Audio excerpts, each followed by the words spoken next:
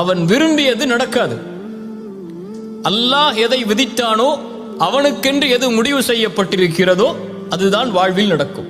அதனால் இந்த உலகத்தில் ஒரு முஹ்சினை பொறுத்தவரை எது அவனிடத்திலிருந்து எடுக்கப்பட்டாலும், எது அவன் விரும்பியது நடக்காவிட்டாலும், அவன் தேடிய உறவு கைகூடாவிட்டாலும், அவனை பொறுத்தவரை அவன் மனதில் நினைப்பது இது அல்லாஹுடைய நாட்டத்தில் உள்ளது.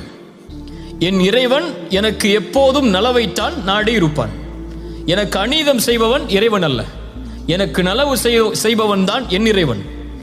என் தாய் எனக்கு கெடுதல் நினைக்க மாட்டாள், என் தந்தை எனக்கு கெடுதல் நினைக்க மாட்டாள், என்னை நேசிக்கக்கூடியவன் எனக்கு கெடுதல் நினைக்க மாட்டான். அதுபோல்தான் என்னை படைத்தவன் இவர்களை விடவெல்லாம் மேலானவன். அவன் ஒருபோதும் எனக்கு கெடுதல் நினைத்திருக்க மாட்டான். அவன் நாடியது நடந்திருக்கிறது, நடப்பது எனக்கு நல்லது, நான் அதை விரும்பாவிட்டாலும் என்பதைத்தான் ஒரு முஃமின் தன்னுடைய வாழ்க்கையின் அடிப்படையாக கொண்டிருப்பான்.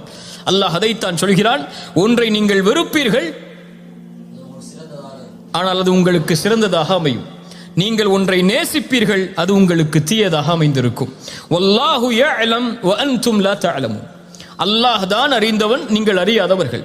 உங்களை படைத்த இறைவன் தான் உங்களுக்கு எது நலவு என்று தெரிந்தவன்.